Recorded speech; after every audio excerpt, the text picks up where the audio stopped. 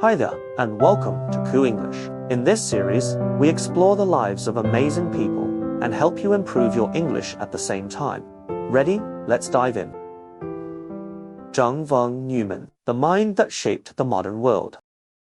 Chapter 1, A Prodigy in Budapest. In the spring of 1903, in the elegant city of Budapest, a boy named János Lajos Neumann was born into a well-off Jewish family. The Neumann family belonged to the educated upper middle class of the Austro-Hungarian Empire.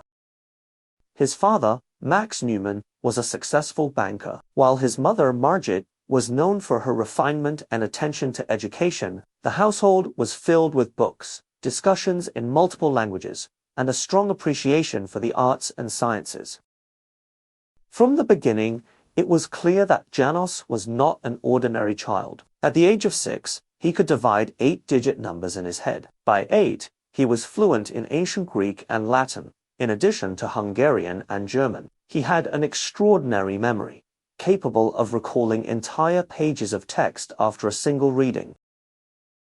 His tutors often found it difficult to keep up with him. His early education was split between private tutoring at home and studies at the prestigious Lutheran Gymnasium. This institution was known for producing intellectuals and scientists, and young János fit right in. He quickly stood out, not for his behavior, he was quiet and polite, but for the brilliance of his mind. Teachers noted that he often understood concepts faster than they could explain them. Outside of school, he found fascination in everything mathematical. He was particularly fond of complex puzzles and logic games. Stories from the time say that he would entertain guests by solving advanced problems in minutes or answering historical questions with near-perfect detail. These were not tricks, but signs of a mind operating at a different speed and depth. By the time he was a teenager, the First World War had changed the world around him. The Austro-Hungarian Empire was dissolving, and Budapest, like much of Europe, was in political and economic turmoil. Yet, inside the Neumann household, learning continued as a daily habit. János, despite the instability, remained focused. He had discovered what would become a lifelong passion: mathematics. His parents, recognizing his gifts, supported his interests, but also wanted him to have practical skills. At their urging, he began studying chemistry alongside mathematics. His father believed that a career in industry might be more secure than one in abstract theory. János obeyed, but never lost sight of what truly fascinated him. It was around this time that his family name changed from Neumann to von Neumann, as a result of being awarded a minor nobility title. The prefix von indicated noble status, a common practice for distinguished families in that era. It was both a symbol of status and a shield against rising anti-Semitism. Though symbolic, the change would follow János into history, as he became known to the world as John von Neumann.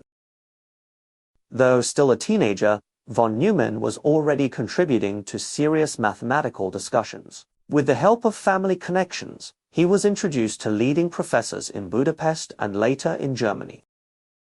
One of his early mentors, Professor Mihaly Fekete, quickly realized that von Neumann was not just ahead of his peers, he was operating at the level of professional mathematicians. By age 19, von Neumann published his first paper in mathematics. It was a sophisticated analysis of set theory, written with clarity and depth, unusual even for experienced researchers. That paper was the first public signal that a remarkable new thinker had entered the field.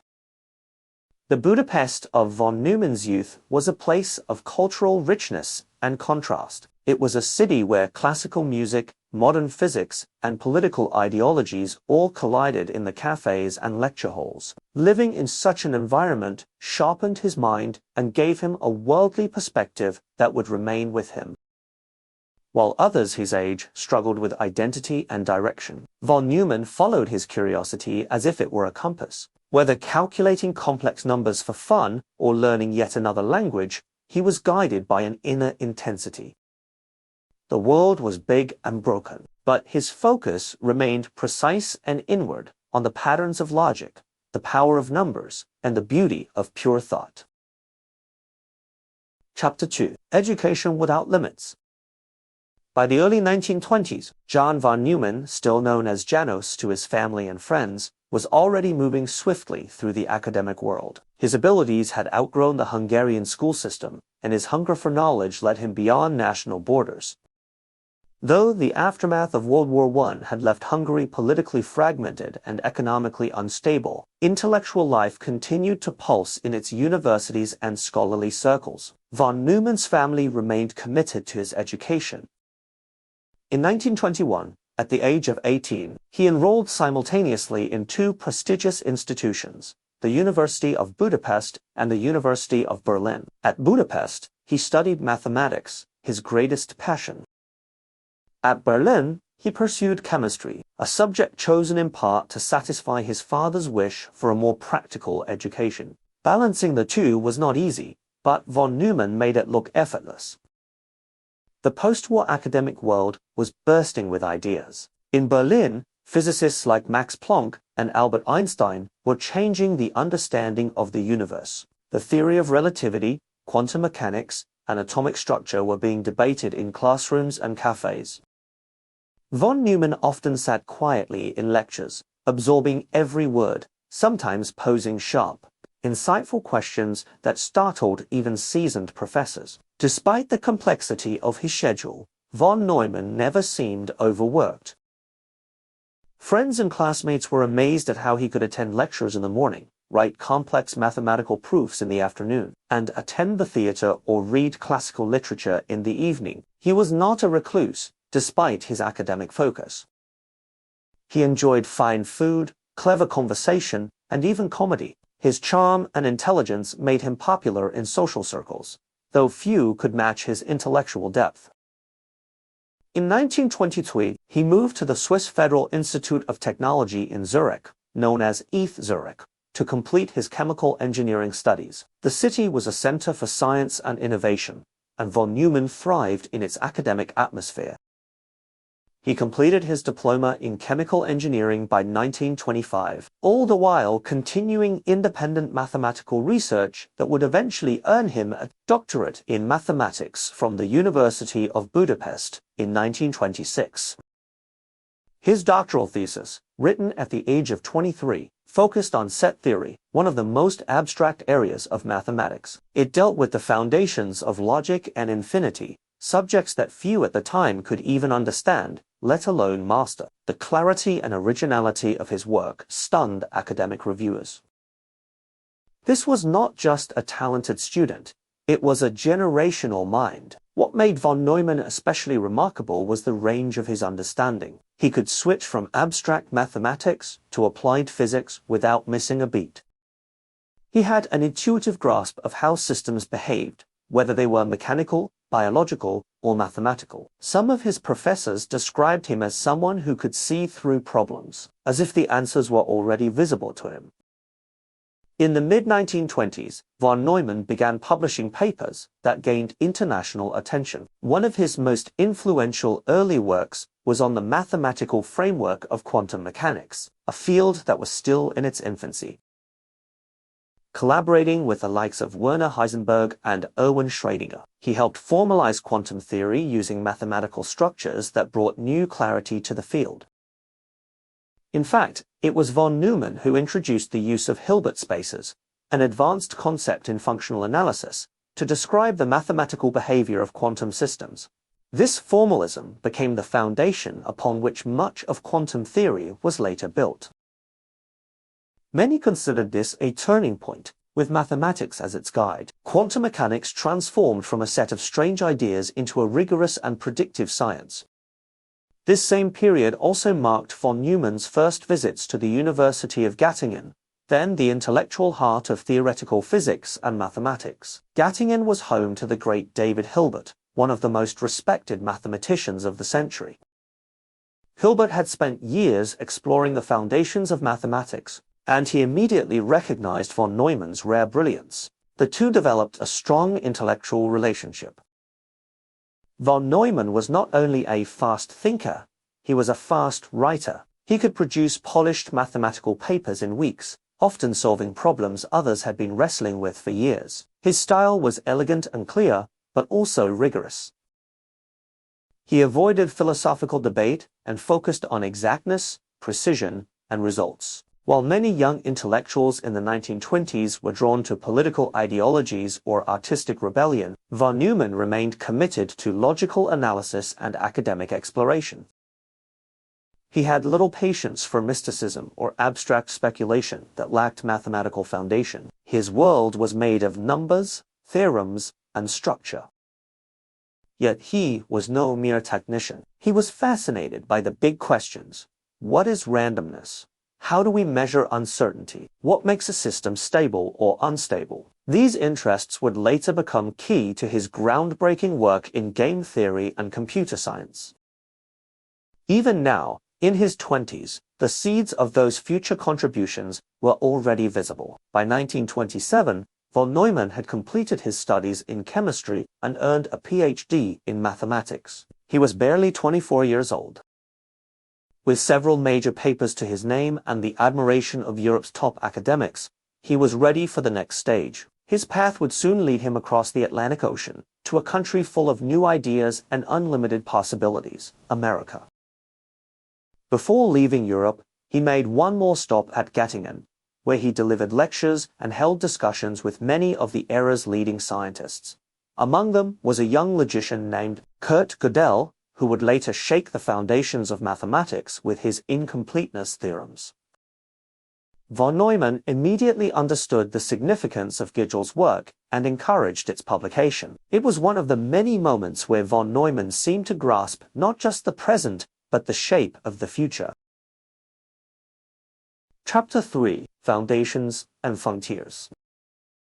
By the late 1920s, John von Neumann had become a rising star in European intellectual circles. At just 24 years old, he had published nearly a dozen significant papers across different branches of mathematics, many of which would become foundational texts in their fields. But it was his work on the mathematical structure of quantum mechanics that would place him in the inner circle of theoretical physics and secure his place among the scientific elite. The field of quantum mechanics was in the midst of revolution. Physicists such as Niels Bohr, Werner Heisenberg, and Erwin Schrödinger were struggling to describe the behavior of subatomic particles. That didn't seem to obey the traditional rules of Newtonian physics. Schrödinger's wave equations and Heisenberg's matrix mechanics provided two distinct but mathematically equivalent ways to describe this strange new world. What the field lacked was a unified, rigorous mathematical foundation that could bring clarity and consistency to these emerging theories. Von Neumann stepped into this gap with remarkable precision. In 1932, he published Mathematical Foundations of Quantum Mechanics, a dense but groundbreaking work that provided a solid mathematical structure for the entire theory. He introduced the use of Hilbert spaces, an abstract concept from functional analysis, as the formal setting in which quantum states and their transformations could be described. This was more than just a clever trick. Hilbert space theory allowed for a precise and elegant formulation of quantum mechanics, in which observable quantities were represented as operators and physical states as vectors.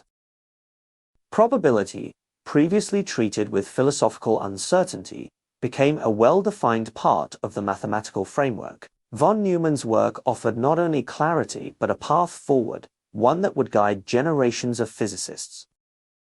Beyond quantum mechanics, von Neumann was also deeply interested in the logical structure of mathematics itself. The early 20th century had seen a crisis in the foundations of mathematics, sparked by paradoxes and contradictions in set theory.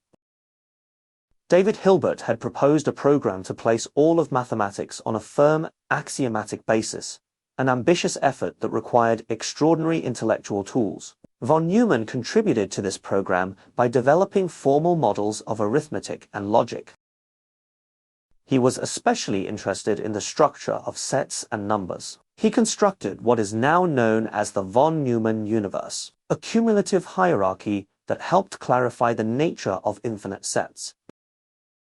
His work in this area was both elegant and rigorous, offering pathways through some of the most abstract and challenging problems in mathematics. But even as von Neumann built mathematical castles of abstraction, he remained grounded in practical questions. He was fascinated by how systems behaved over time, whether physical, biological, or economic. This fascination led him to the study of dynamical systems, ergodic theory, and later, the beginnings of game theory. His thinking was broad, but never loose. Every step he took was marked by precision and clarity. Despite his growing fame, von Neumann maintained a light and engaging personality. He was known for his quick wit, cheerful manner, and love of social interaction. He could discuss abstract algebra at breakfast, joke about political absurdities at lunch, and play piano or tell funny stories at dinner. He never seemed tired or irritable, only curious, endlessly curious. In 1929, he married Mariette Kövesi, a sophisticated and intelligent woman from Budapest. Their marriage, while not always conventional, brought stability to his busy academic life. They had one daughter, Marina, who would later become a distinguished economist. Mariette often accompanied him to conferences and academic events, where his brilliance and her poise made them a memorable couple. During this same year, von Neumann accepted an invitation to lecture at Princeton University in the United States. It was his first trip to America, and the experience would change the course of his life. He was impressed by the resources, the freedom of thought, and the optimistic energy of American academia. Princeton offered him a visiting position, and he returned several times before ultimately deciding to move there permanently. In the early 1930s, as the political situation in Europe began to darken, von Neumann sensed the coming storm. The rise of fascism and anti-Semitic policies in Germany and Hungary made it increasingly difficult for Jewish scholars to work freely. Though he had never been deeply religious, von Neumann understood the danger. In 1933, he accepted a position at the newly founded Institute for Advanced Study in Princeton, joining an extraordinary group of intellectuals that included Albert Einstein and Kurt Gödel. The Institute became a haven for Europe's most brilliant minds. It was a place of pure research, without teaching duties or administrative tasks. Scholars were free to pursue their work without distraction, and von Neumann thrived in this environment. He kept his office neat, his schedule packed, and his mind always active. At Princeton, von Neumann continued his work on operator theory, quantum logic, and mathematical structures. He also began to explore the idea of self-replicating machines, a concept that would later influence theories of artificial life and computer science. He was one of the first to realize that the boundaries between biology and mathematics were not as rigid as they appeared. His colleagues admired him not only for his brilliance, but for his ability to explain complex ideas with clarity and enthusiasm. He could move fluidly between disciplines, mathematics, physics, logic, even economics, and offer insights that others had missed. He wasn't just a contributor, he was a connector, drawing lines between ideas that had once seemed unrelated. During this period, von Neumann also began corresponding with military and government agencies. He was interested in real-world applications of scientific knowledge, especially as tensions rose in Europe and Asia. His understanding of physics, computation, and probability would soon make him an invaluable asset to a world on the brink of war. But in 1933, with war still years away, von Neumann was focused on foundations of mathematics, foundations of logic, foundations of physics. His mind roamed vast landscapes of thought, but always with discipline, elegance, and depth. Chapter 4. Logic Meets the Real World. By the mid-1930s, John von Neumann had fully transitioned into life in the United States. As a permanent member of the Institute for Advanced Study in Princeton, he was surrounded by some of the most brilliant minds of the era. Yet, von Neumann stood out not only for his immense intellect, but for his unique ability to bridge pure theory with real-world applications, a rare trait among his peers. While others at the Institute focused strictly on abstract thought, von Neumann's mind was never far from the world beyond the chalkboard. He maintained close contact with industrial leaders, government officials, and military strategists. It was not that he abandoned theoretical work. Instead, he viewed theory as a tool to solve the pressing problems of society. He saw no contradiction in that. The rise of fascism in Europe cast a long shadow. By the late 1930s, war seemed inevitable. Many of von Neumann's fellow emigrants from Central Europe shared a deep concern for the future of Western civilization. They had seen firsthand the dangers of authoritarianism, and their commitment to preserving democratic values fueled a new sense of purpose. Von Neumann's contributions during this time began to shift toward areas of national defense. In particular, he started applying his expertise in mathematics and logic to problems of ballistics, explosions, and military strategy. This was not entirely new territory for him.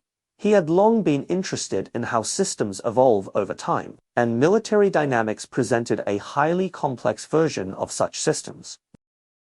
He was drawn into a series of projects involving the US Army and Navy, offering insights into projectile motion and the behavior of shockwaves. His knowledge of hydrodynamics and partial differential equations proved invaluable. Soon, he was advising on the design of artillery shells and torpedoes, helping improve their accuracy and efficiency. It was through these efforts that von Neumann became acquainted with the world of high-speed calculation. In those days, calculations were done largely by hand or by small groups of human computers, teams of mathematically trained individuals, often women who computed complex tables day and night. But as the calculations required for military planning grew more complex, a need for faster, more reliable methods became clear. Von Neumann quickly recognized that the future of science and warfare would depend on machines capable of automating computation.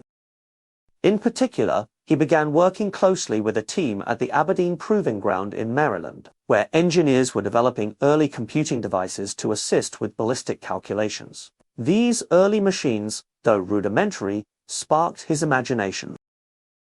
At the same time, he maintained his deep interest in pure mathematics. He continued to explore game theory, a field he had helped found, which sought to understand strategic interaction between rational agents. Originally developed as a tool for economics, game theory also had obvious applications in military planning. War itself, after all, could be viewed as a form of strategic interaction. In 1944, von Neumann published Theory of Games and Economic Behavior with economist Oscar Morgenstern. This seminal work laid out the foundations of game theory and introduced key concepts such as zero-sum games, mixed strategies, and equilibrium. It was the first serious attempt to apply mathematical rigor to human decision-making under uncertainty. Though it was initially received with caution, the book would go on to transform economics, political science, and strategic studies. That same year, von Neumann joined one of the most secretive and consequential scientific efforts in history, the Manhattan Project. Based in Los Alamos, New Mexico, the project was tasked with developing the first atomic bomb. Von Neumann's role focused on the explosive mechanisms required to initiate a nuclear chain reaction, specifically the use of explosive lenses to achieve uniform compression of a plutonium core. His understanding of shock waves, combined with his command of mathematical modeling, made him an essential figure in solving the project's most complex physical problems. Working alongside physicists like Robert Oppenheimer, Edward Teller, and Enrico Fermi, von Neumann contributed significantly to the development of the implosion design used in the Fat Man bomb, which was later dropped on Nagasaki. His involvement in the Manhattan Project raised serious ethical questions, both for himself and for others involved. Von Neumann, however, remained committed to the cause, believing that the United States needed to develop the weapon before Nazi Germany did. His own experiences as a Jewish émigré, fleeing fascist Europe, added urgency to this belief. He saw the atomic bomb as a necessary, if terrible, defense.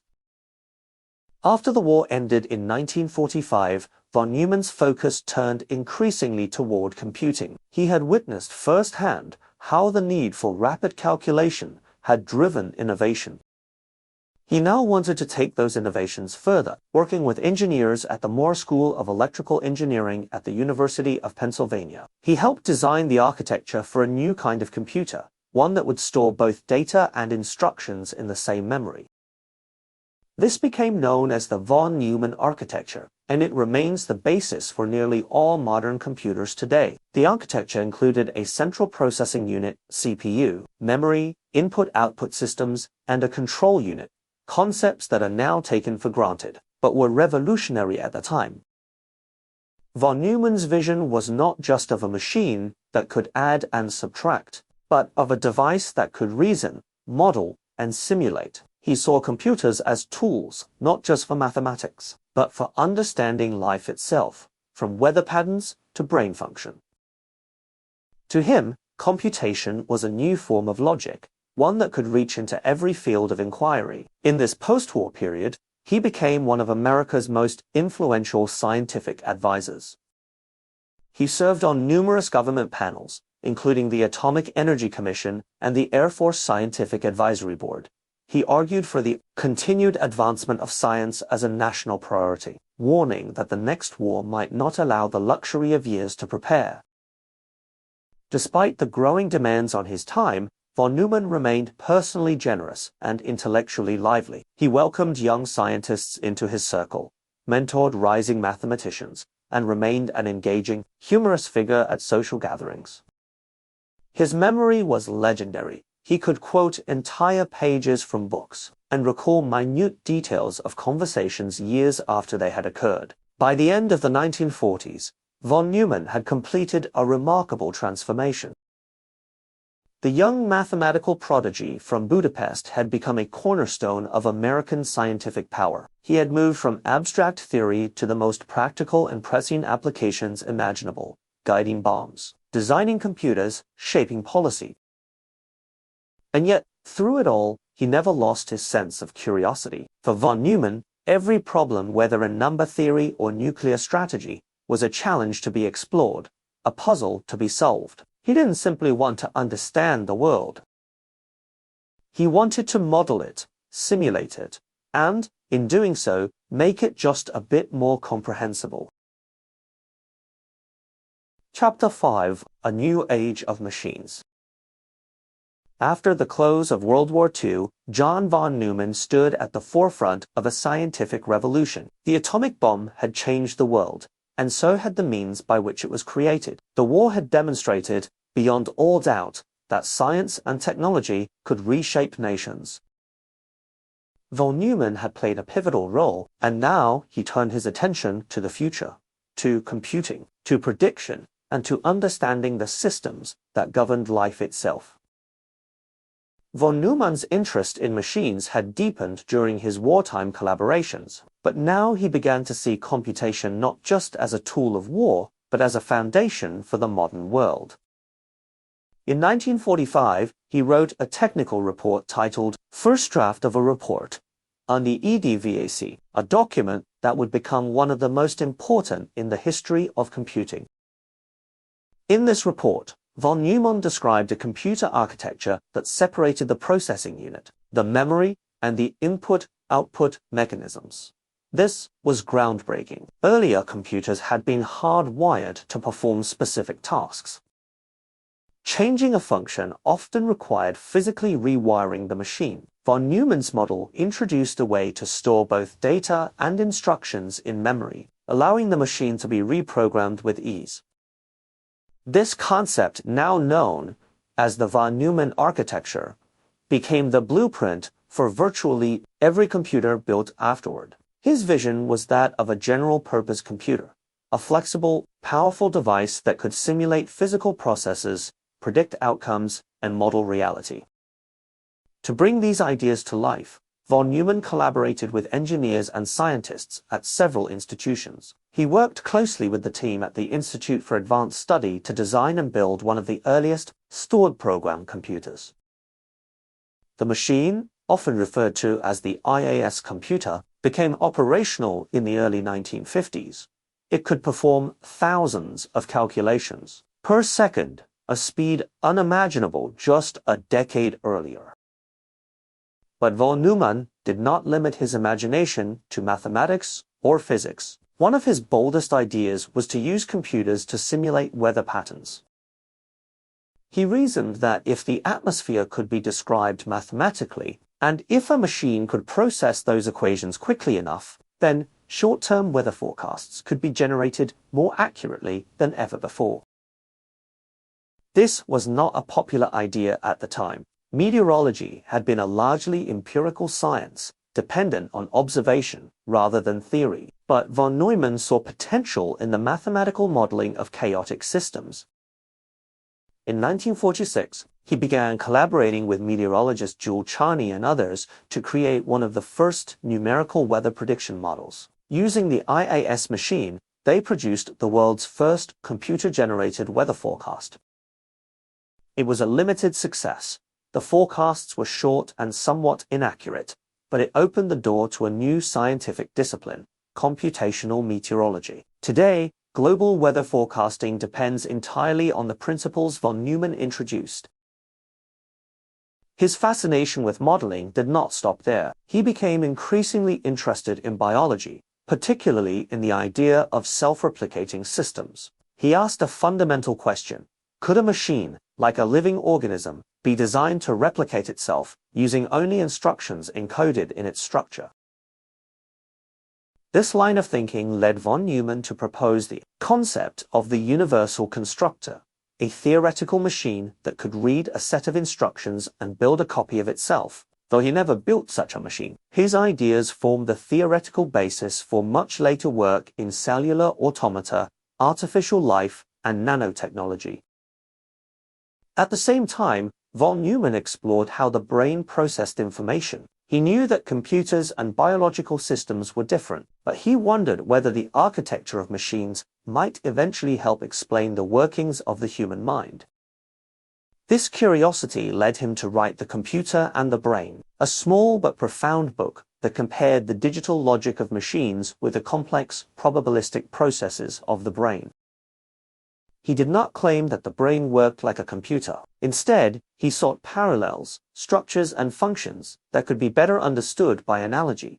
Could neurons act like circuits? Could learning be modeled mathematically? Could memory be simulated? These questions placed von Neumann at the very beginning of what would later become cognitive science and artificial intelligence. In many ways, he was ahead of his time. He saw that the lines between disciplines, biology, physics, mathematics, engineering, were artificial. The real world was interconnected, and only by breaking down these academic walls could science move forward. By the early 1950s, von Neumann had become a central figure in both American science and policy. He advised the Department of Defense, the Atomic Energy Commission, and the Rand Corporation. He was a key player in developing early warning systems, nuclear deterrence strategies, and missile defense programs. His influence extended far beyond laboratories. Yet, despite his many public roles, von Neumann remained deeply committed to education and collaboration. He mentored young scientists, shared ideas freely, and remained accessible to colleagues across fields. His office at the Institute was a hive of activity, with researchers constantly coming and going, eager to exchange ideas. Socially, von Neumann retained his charm and eccentricity. He still wore elegant suits, enjoyed fine food, and entertained guests with jokes and anecdotes. He was as comfortable at a Washington strategy meeting as he was at a cocktail party. Yet, those close to him noted a growing intensity. The stakes were higher now. Science had become inseparable from politics, and he understood the risks of inaction. Amid all his achievements, von Neumann remained focused on the future. He once remarked that humanity stood at the beginning of a new era, one where machines would not only assist but potentially exceed human reasoning in specific tasks. He envisioned a world where machines could simulate economies, forecast diseases, design medicines, and perhaps even exhibit rudimentary forms of thought. To von Neumann, the point was not to build machines that replaced humans, but to build tools that extended human capability. He believed that computers could help us see further, think faster, and make decisions more wisely. But time was beginning to work against him. Unbeknownst to most of his colleagues, von Neumann's health had started to decline. Yet, even as his body began to fail, his mind raced ahead. He worked furiously on papers, correspondence, and long-term strategic plans. He remained convinced that the next decades would bring enormous change, and he wanted to help shape them. Chapter 6. The Strategist of the Cold War. By the mid-1950s, John von Neumann had transformed from a brilliant academic into a key figure in America's defense and strategic planning. The Second World War had ended, but a new, more complex conflict was underway, the Cold War. The stakes were existential, and von Neumann stood at the center of this global standoff, not as a politician or general, but as a scientist whose intellect shaped policy at the highest levels. As the Soviet Union began to assert itself with nuclear capabilities, the United States faced a chilling new reality: mutual assured destruction. Von Neumann, who once helped design the weapons that ended a world war, now found himself helping to prevent the next one. He became a consultant to the Rand Corporation, an influential think tank that analyzed military strategy, systems theory, and game theory. Here, von Neumann's mathematical insights reached new relevance. With his deep understanding of probabilities, optimization, and decision theory, he helped lay the intellectual groundwork for nuclear deterrence. One of his major contributions was applying game theory to international relations. His 1944 book, Theory of Games and Economic Behavior, co-authored with economist Oscar Morgenstern, had already revolutionized economics and strategic thinking. Now, it was being used to model conflicts between superpowers. Concepts like zero-sum games, dominant strategies, and minimax solutions were no longer abstract. They were used to determine how the US should respond to potential Soviet aggression. Von Neumann believed that rational actors, when given access to accurate models and sufficient information, could avoid catastrophe, but he also understood that humans were not always rational. This paradox fueled his cautious yet calculated approach. He supported the buildup of American nuclear capabilities, not because he wanted war, but because he believed only overwhelming strength could prevent it. He advised on the development of intercontinental ballistic missiles, ICBMs, urging the government to act swiftly before the Soviets gained an irreversible advantage. His position was controversial. Critics viewed it as overly aggressive, but von Neumann was unapologetic. To him, hesitating in the face of a growing threat was more dangerous than acting preemptively. During this time, von Neumann also served on the Atomic Energy Commission (AEC), one of the few scientists ever appointed. He was responsible not just for scientific counsel, but for the moral and strategic implications of atomic research. His role placed him in regular contact with the top figures in US defense, including generals, secretaries, and even the president. But the work weighed heavily on him. Those closest to von Neumann noticed a change. Though he remained sociable, witty, and energetic, there were moments of introspection, even quiet sorrow. The sheer scale of destruction that modern technology made possible was never far from his thoughts. He once remarked, "If you say why not bomb them tomorrow, I say, why not today? If you say today at 5 o'clock, I say, why not 1 o'clock? It was a grim reflection of the logic that governed Cold War strategy, an effort to reduce irrational outcomes by planning for every possible scenario, even the unthinkable. Despite the intensity of his work, von Neumann never abandoned his scientific passions. He continued research in automata theory, numerical analysis, and fluid dynamics, and he published regularly. At the Institute for Advanced Study, his office remained a crossroads of collaboration, where physicists, mathematicians, and engineers debated ideas that would shape the second half of the 20th century. But by 1955, von Neumann's health began to fail. He was diagnosed with bone cancer, a disease believed by some to be linked to his exposure to radiation during his visits to atomic test sites. The news was devastating. The man who had driven science into the future was now racing against time. He refused to slow down. Even while undergoing painful treatments, von Neumann kept working. He was transported to meetings in a wheelchair and dictated papers from his hospital bed. He became more reflective, but never surrendered to despair. "There's no sense in being sad," he once said. "What matters is to keep thinking." In the final years of his life, he turned more deeply to philosophical and metaphysical questions. Could machines ever fully simulate human consciousness? Was randomness inherent in the universe, or only a product of incomplete knowledge? Was the human mind ultimately a biological machine, or something more?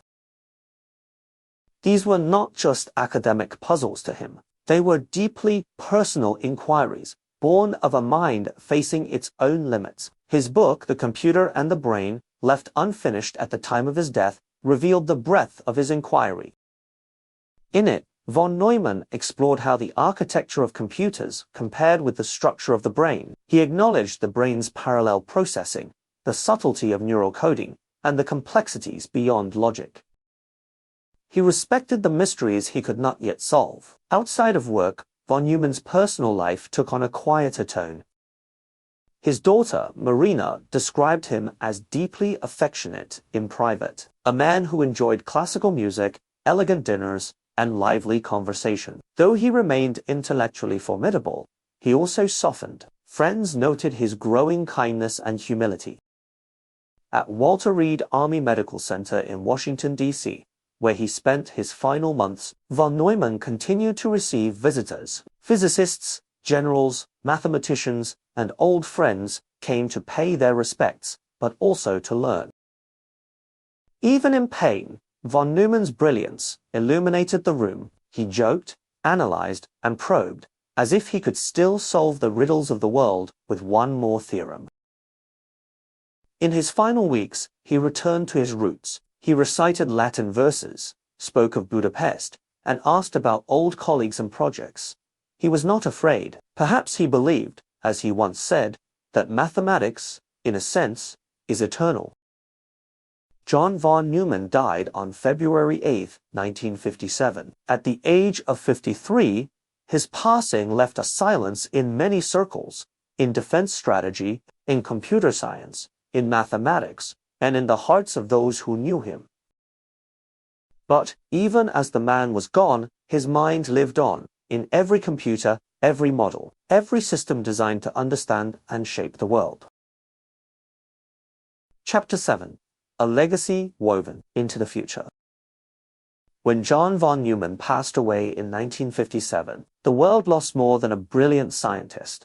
It lost a visionary whose ideas continued to ripple across generations. His death did not mark the end of his influence. Rather, it ushered in an era where his legacy became foundational to the modern world. In the decades that followed, the technologies von Neumann helped pioneer became central to nearly every aspect of life. The von Neumann architecture, his model for how computers process and store data, remained the blueprint for a computer design well into the 21st century.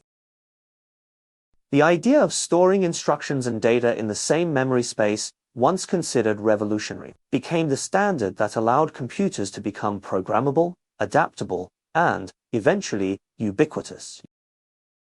The early computers developed at Princeton, such as the IAS machine, served as prototypes for machines built around the world. Every time a modern device loads an operating system, runs a program, or processes a sequence of commands, it follows a principle von Neumann helped define. His vision turned the computer from a single-purpose machine into a tool for all trades, a platform capable of running simulations, solving equations, storing knowledge, and even expressing creativity. But von Neumann's legacy did not stop at technology. His deep work in game theory, once a niche mathematical field, spread into economics, biology, psychology, and international relations. Nobel Prizes were later awarded to economists who expanded his theories. The logic of decision-making in competitive environments, which he explored in the 1940s, became the basis for understanding markets, negotiations, and even evolutionary strategies in nature. In economics, concepts like Nash equilibrium built directly on the foundations von Neumann had laid. In biology, researchers modeled animal behavior and species survival using strategic frameworks inspired by his work. The notion that living organisms, like nations or companies, act according to incentives and constraints was powerful and transformative. At the policy level, von Neumann's ideas shaped strategic deterrence theory throughout the Cold War. Military academies studied his writings. Political analysts invoked his models. Even long after his death, his logic influenced decisions about arms control, risk management, and crisis response. He had become not just a scientist, but a lens through which future leaders viewed uncertainty. Yet perhaps one of von Neumann's most overlooked legacies was his approach to knowledge itself. He did not see mathematics, physics, computing, and economics as separate domains. For him, these were expressions of a unified world, where truth could be reached through many paths, so long as one asked the right questions. This interdisciplinary vision inspired generations of thinkers who followed.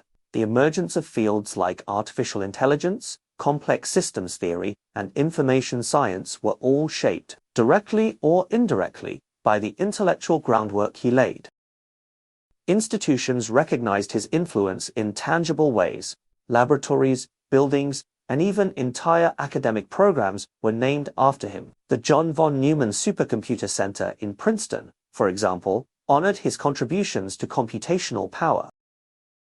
The von Neumann Medal, awarded by IEEE, celebrated excellence in computer-related science and technology. But his legacy was not just institutional, it was personal. Many of the scientists and engineers von Neumann mentored went on to become pioneers in their own right.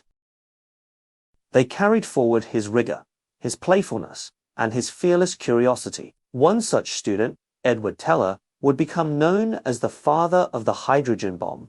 Another, Stanislaw Ulam, helped develop the Monte Carlo method and expanded the mathematical frontiers of physics. The webs of influence were countless.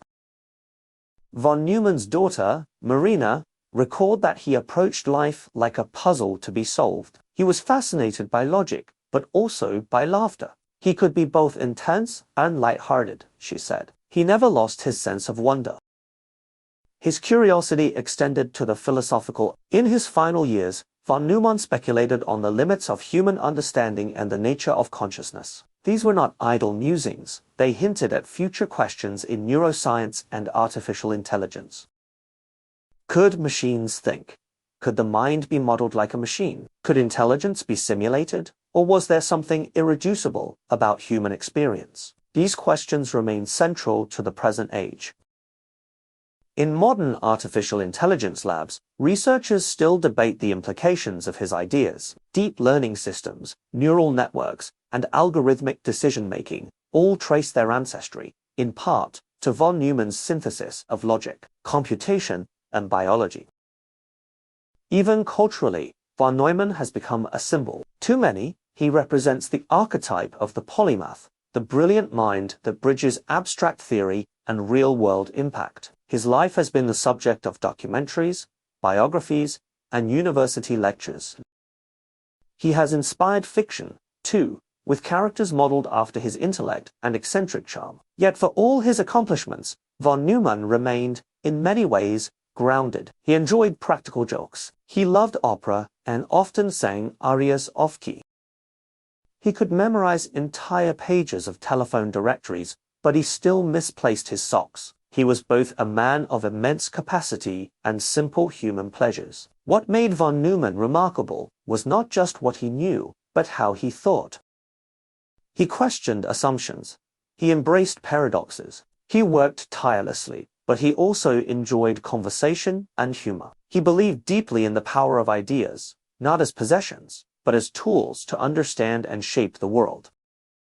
And it is perhaps this attitude that endures most profoundly. In a world that grows more complex by the day, von Neumann's legacy reminds us that clarity of thought, courage in curiosity, and connection across disciplines are more important than ever.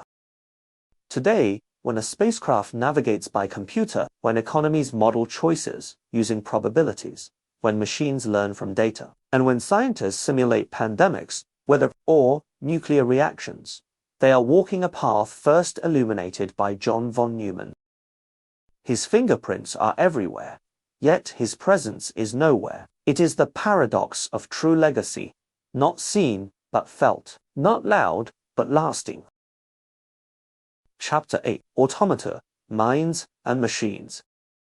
John von Neumann's fascination with machines did not end with their ability to perform calculations. In fact, one of his most forward-thinking pursuits, one that placed him well ahead of his contemporaries, was the study of automata, or self-operating machines. For von Neumann, this wasn't just a mechanical or engineering problem. It was a philosophical and biological one, too. The central question was simple, yet profound. Can machines replicate the behavior of living systems?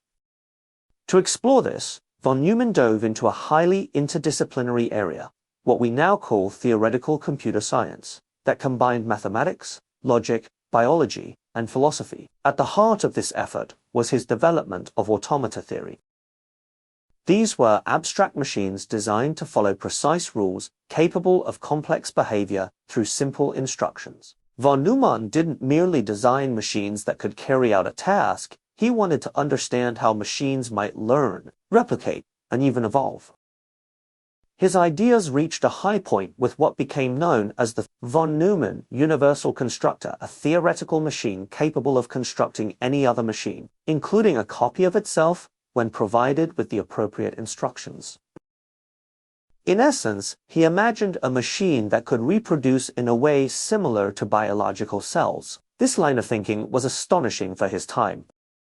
Long before modern robotics or synthetic biology, von Neumann was laying the groundwork for self-replicating systems, a concept that would find applications decades later in nanotechnology, 3D printing, and even space exploration. The idea that a machine could not only perform tasks, but build and improve itself was revolutionary. To construct this theoretical machine, von Neumann worked with concepts from cellular automata, simplified grids where each cell followed simple rules based on its neighbors. These structures allowed him to simulate the behavior of living systems in a mathematical environment. Each cell, though limited on its own, contributed to larger patterns that mimicked life, growth, adaptation, and transformation. The most famous cellular automaton, Conway's Game of Life, would be developed years later, inspired directly by von Neumann's early models. It became a playground for computer scientists, mathematicians, and artists alike, revealing how complexity could arise from simplicity, a theme von Neumann had long championed. But automata were only part of the story. Von Neumann's work naturally led to deeper questions. What is intelligence? What is consciousness? Can a machine think? These were no longer hypothetical puzzles. With the rise of computing, they became urgent, especially during the early development of artificial intelligence (AI) in the 1950s. While Alan Turing had earlier posed the famous Turing test as a way of measuring machine intelligence, von Neumann focused more on how intelligence might emerge from systems. He believed that the human brain, despite its complexity, could be understood at least partially through logic and mathematics. He frequently collaborated with neuroscientists, particularly Walter Pitts and Warren McCulloch, who were modeling the brain as a network of logical circuits. Von Neumann supported the idea that the brain could be seen as an information processor, a view that would later dominate cognitive science and AI research. His 1958 posthumous book, The Computer and the Brain, offered insights into how the structure of the brain might relate to the structure of digital computers. He recognized that brains and machines operate on fundamentally different principles. Brains are parallel, analog, and prone to error, while computers are sequential, digital, and precise. Yet, he believed the comparison was valuable. In that book, von Neumann posed several challenges for future generations. How does memory work in the brain versus a machine? How does consciousness arise? Can machines simulate creativity or intuition? These questions remain central to neuroscience and AI today. While von Neumann never claimed to have solved these mysteries, he laid a crucial foundation. His openness to uncertainty, his willingness to work without full answers, distinguished him from more rigid thinkers. He understood that human thought was more than just logic. It involved emotion, intuition, and unpredictability. Yet he believed machines could approximate aspects of that process. In many ways, von Neumann's vision anticipated the rise of machine learning, a field where computers are no longer explicitly programmed, but instead learn from data. Modern neural networks, which now power language models, image recognition systems, and recommendation algorithms, owe a conceptual debt to the questions he first raised. Moreover, his work with probabilistic logic, the mathematics of uncertainty, became vital in AI, where decisions are rarely black and white. Today's intelligent systems rely heavily on Bayesian inference, stochastic modeling, and pattern recognition, all areas touched by von Neumann's thinking. Interestingly, von Neumann was both hopeful and cautious about the future of intelligent machines. He once remarked that if machines became too powerful, they might evolve beyond human control. This wasn't a warning in the style of science fiction. It was a mathematical observation about systems that self-modify and grow in complexity. He believed that any tool of great power carried risks, especially when designed by fallible beings. In the context of the Cold War, these thoughts gained deeper urgency. Could intelligent machines be used in war? Could decision-making be left to algorithms? Von Neumann knew better than most that technology, while neutral in principle, always carried ethical consequences in practice. Yet he did not retreat from these questions. Instead, he urged greater understanding. His writings called for deep interdisciplinary work between mathematicians, engineers, philosophers, and biologists. He foresaw a world where the boundaries between natural and artificial intelligence would blur. That world is now our present. Today, AI writes music, diagnoses diseases, translates languages, and drives vehicles. Machines play complex games better than humans and generate art with uncanny creativity. These are not yet conscious beings, but they are tools that adapt, evolve, and sometimes surprise their creators.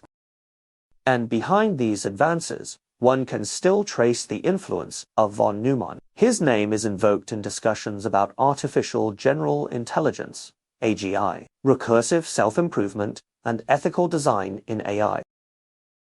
Scholars revisit his writings to understand the early frameworks of machine behavior. Engineers designing autonomous systems reference the architecture he sketched. Even in debates about the future of humanity, whether AI will uplift or challenge human society, his questions still echo. How do we ensure that intelligent systems remain aligned with human values? How do we prepare for unexpected consequences?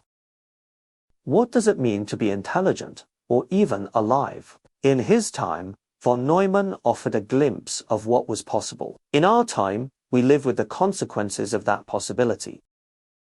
Perhaps his greatest gift was not a single theory or invention, but a way of thinking, bold, integrative, humble before complexity, yet confident in reason. His work on automata and artificial intelligence opened doors not just for scientists, but for philosophers, artists, and ethicists who now wrestle with the new machines we've built. John von Neumann dreamed of machines that could learn, build, and evolve. Now, they are doing just that. Chapter 9. The Human Equation. John von Neumann's intellect was legendary, but he was far from a reclusive genius confined to ivory towers. In fact, those who knew him best often spoke not just of his brilliance, but of his charisma, quick wit, and surprisingly playful spirit. To understand von Neumann fully, one must go beyond his equations and theories to explore the man himself. He was, in every sense, a man of paradoxes. His work was abstract and highly logical, yet he was animated, jovial, and even flamboyant in person. He could explain quantum mechanics in crisp mathematical terms, but he also loved telling risk jokes, collecting anecdotes, and teasing his friends. He had one foot in the world of rigorous formal systems and the other in everyday human chaos. Von Neumann's personal style was unapologetically extravagant. He drove large American cars, favored fine cigars, and was known to throw lavish dinner parties. At Los Alamos, where he worked on the Manhattan Project, his room was famously stocked with good liquor, soft chairs, and frequent visitors.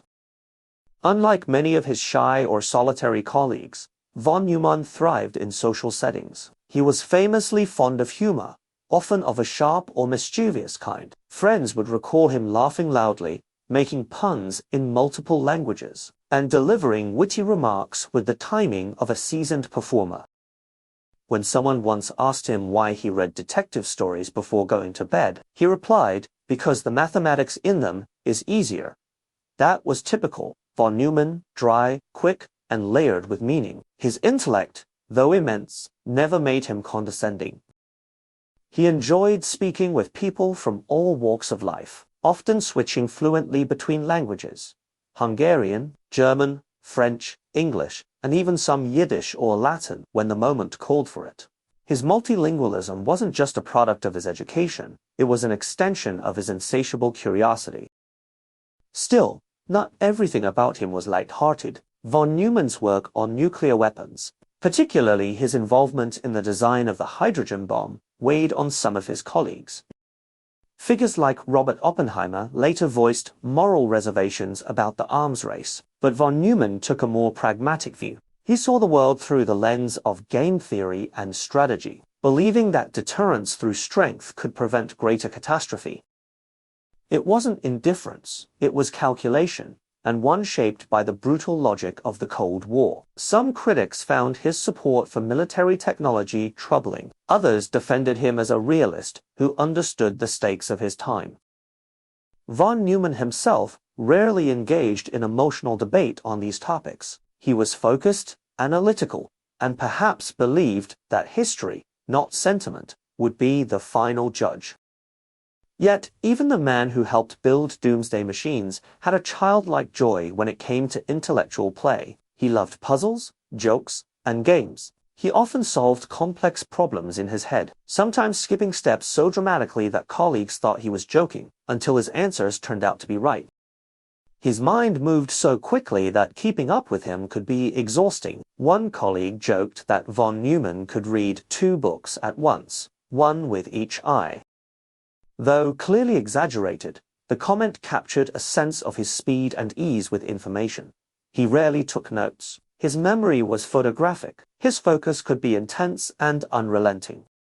This brilliance, however, was never used as a barrier. He encouraged younger scientists, mentored graduate students, and was genuinely interested in ideas from people far outside his field. Physicists, biologists, economists all found him eager to learn, even when he was already far ahead of the conversation.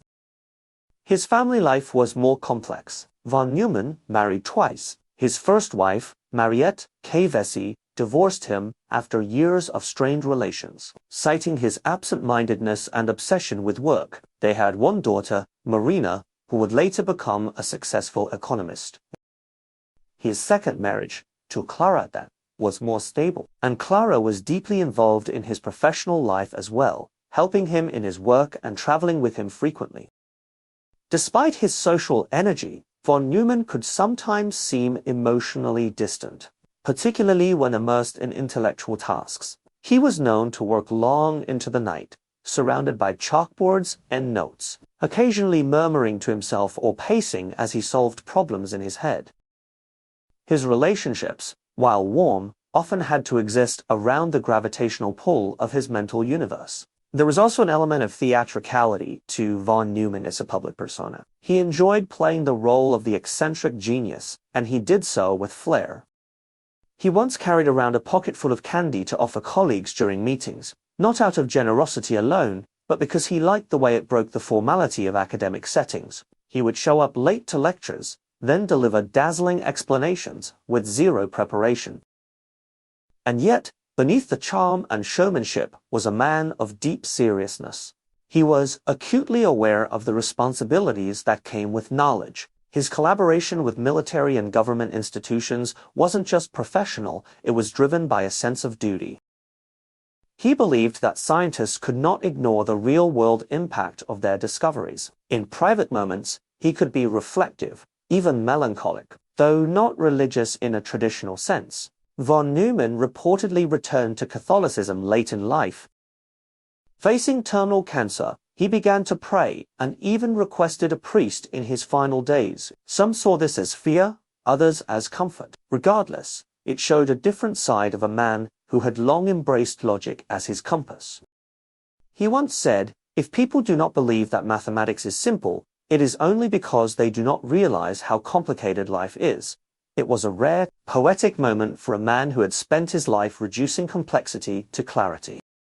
Perhaps, in the end, he recognized that the real beauty lay not in answers, but in the struggle to find them. Von Neumann's life was full, not just with equations, but with laughter, contradictions, hard choices, and moments of joy. He was a man who changed the world with his mind, yet never forgot to enjoy its absurdities. In his presence, people did not merely witness genius, they felt it, lived it, and laughed with it. Chapter 10: Echoes of a Brilliant Mind. In the final years of his life, John von Neumann remained a vibrant force in science, policy, and technology. Though the world around him was changing, racing deeper into the Cold War, into the space age, into an era shaped increasingly by machines, von Neumann was at the center of it all, still shaping the future, even as his own life approached its end. In 1955, at the height of his intellectual powers, von Neumann was diagnosed with bone cancer. It was a sudden and cruel twist for a man whose mind had always seemed unstoppable. The disease progressed rapidly, affecting his motor skills, his energy, and eventually, his ability to speak. But even as his body weakened, his intellect remained startlingly sharp, sometimes frighteningly so.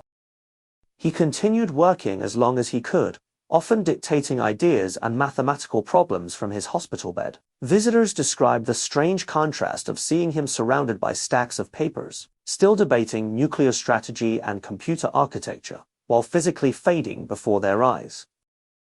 His drive was so intense that many colleagues had difficulty accepting he was dying.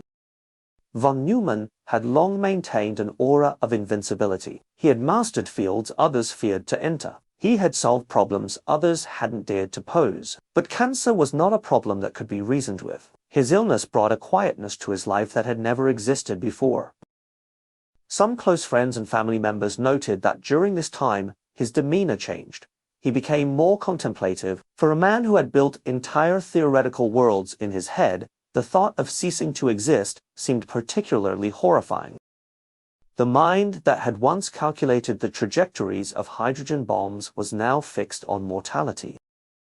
There were reports that von Neumann grew increasingly afraid toward the end, not just of pain, but of losing his mental faculties. The idea of forgetfulness, confusion, or decay of thought was, to him, a kind of death far worse than physical decline. In a move that surprised many, von Neumann returned to the Catholic faith in his final weeks, though he had lived most of his adult life in a secular, intellectual world. He asked for the presence of a priest and received the last rites. Some interpreted this as fear. Others saw it as a final reconciliation with the unknowable. Whatever the reason, it revealed a personal side of von Neumann that few had seen before. On February 8, 1957, John von Neumann passed away at Walter Reed Army Medical Center. He was only 53 years old. His death sent shockwaves through the scientific world. Tributes poured in from physicists, mathematicians, economists, and military officials. Many found it difficult to believe that such a mind could be silenced. The great thinker was gone, but his influence was only beginning to be felt.